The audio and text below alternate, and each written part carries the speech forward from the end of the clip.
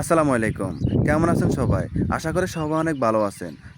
এই যে হাম যে একটা রোগ, এটা আসলে আমরা কয়জনে জানি? এই যে আমরা কয়জন গার্ডিয়ানই এটা সম্পর্কে সচেতন আছি? ইতিমধ্যে বাংলাদেশের বিভিন্ন জেলায় কিন্তু হাম কিন্তু প্রকট আকার ধারণ করছে। মানে মহামারীর মতো ছড়াইতেছে। হাসপাতালগুলোতে মানে জায়গা দেওয়ার মতো অবস্থা নাই।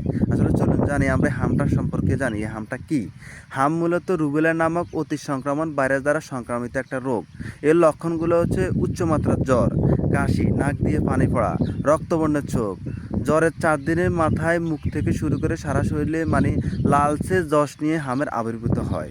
রুবেলা নামক ভাইরাসটি শিশুর শ্বাসনালী দিয়ে শরীরের ভিতরে ঢুকে রোগীর রোগ প্রতিরোধ ক্ষমতাটা আসলে নষ্ট করে দেয়। এই রোগ প্রতিরোধ ক্ষমতা কিন্তু আসলে ছোট থেকে বড় শুরু করে সবার শরীরে আছে কিন্তু। এটা যদি কোনো কারণে বাধাগ্রস্ত বা কাজ না করে তাহলে কিন্তু আমরা বিভিন্ন রোগে সহজে আক্রান্ত হয়ে পড়ি। আর শিশুর ক্ষেত্রে তো আসলে এটা কোনো কথাই নাই।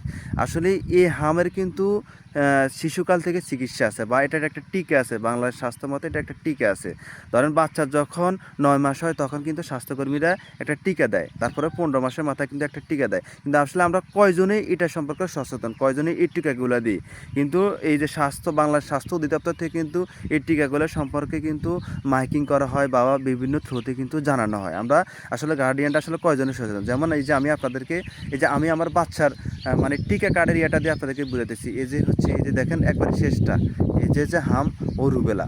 এখানে দেখেন 2টা মেয়াদে 2টা টিকা দেওয়া আছে। একটা হচ্ছে 9 মাস হলে টিকাটা দেয়, আরেকটা হচ্ছে 15 মাসের মাথায়। মানে আপনারা সবাই খেয়াল করবেন এই রুবেলা ও যে হাম এই যে লেখা ঘরটার মধ্যে আসলে স্বাস্থ্যকর্মীদের ডেট বা সিগনেচারটা আছে কিনা। যদি হয় তাহলে আপনার বাচ্চার টিকাটা দেওয়া হয়েছে।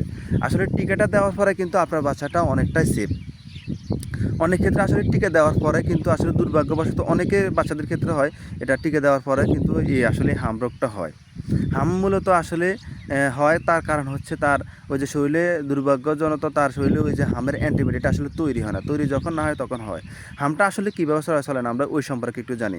হাম মূলত হচ্ছে হাসি কাশির মাধ্যমে আসলে সংস্পর্শের মাধ্যমে কিন্তু এটা ছড়ায়। ধরেন কোনো বাচ্চা যদি হাম হয় তাহলে কিন্তু ওই বাচ্চা থেকে আপনার বাচ্চাকে নিরাপদে রাখতে হবে। যদি আপনি হামের টিকাটা দেন, আসলে এটা তো আসলে বলা যায় না কার শরীরের ভিতরে আসলে অ্যান্টিবডিটা তৈরি হয়েছে। যদিও দেওয়ার পরে আসলে কিন্তু এটা অনেকটা সেফ। আমরা কিন্তু আসলে এই হামটা হওয়ার পরে কিন্তু মানে ওই যে বিষণ্ণ হয়ে পড়ার আসলে কোনো কারণ নেই। এটা যথাযথ চিকিৎসা আছে। মানে ডাক্তারি পরামর্শে এটা চিকিৎসাটা নিতে হবে, তাহলে কিন্তু এটা থেকে মুক্তি পাওয়া যায়। তো আসলে আমরা এই যে বাংলাদেশের চিকিৎসা খাতের আসলে যে ধাপগুলো আছে, আসলে এই ধাপগুলো আসলে আমরা অনেকে ফলো করি না বা অনেকে আমরা আসলে যারা গ্রামে আছে তারা কিন্তু এই জিনিসগুলো সম্পর্কে এত বেশি করি না। আসলে আমরা সময় মতো আসলে এই জিনিসগুলো করা দরকার। হাম কিন্তু যদি আমরা যথাযথ এটা চিকিৎসা না নিই তাহলে কিন্তু এটা মানে কঠিন আকার ধারণ করে। কঠিন আকার ধারণ হচ্ছে সেটা হচ্ছে ধরেন বাচ্চার ওই যে চোখের পানি কমে যায়।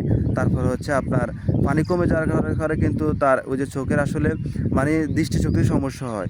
অনেক ক্ষেত্রে হয় কি যে বান্ধবতা কিন্তু আসলে সৃষ্টি হয়। মানে চোখে দেখে না।